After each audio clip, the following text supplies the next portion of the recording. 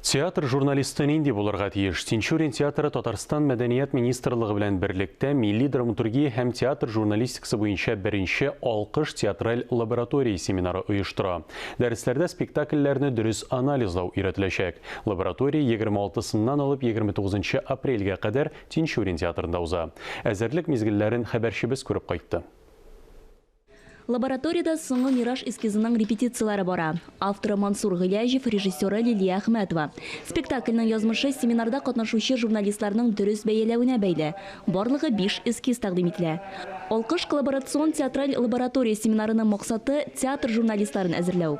Төрле өлкәләрдән киләләр журналистлар, һәм алар икенче көнне монда язып чыга башлыйлар.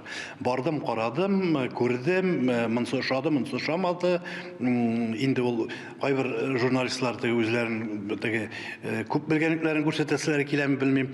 Ләкин төпле, фикерле шушы булган спектакльне бөтен итен сөяген айырып дигәндәй, бөтенләй шуны әйтеп, шушы режиссер әйтергә теләгән фикерләрне тамашачыга җиткезү дигән әйбер юк.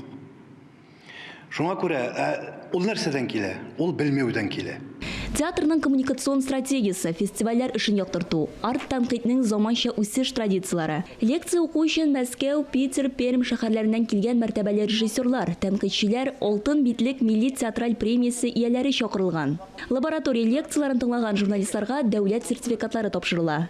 Ойзилә Батырханова, Тохир Хәсәнов, Татарстан яңалыклары.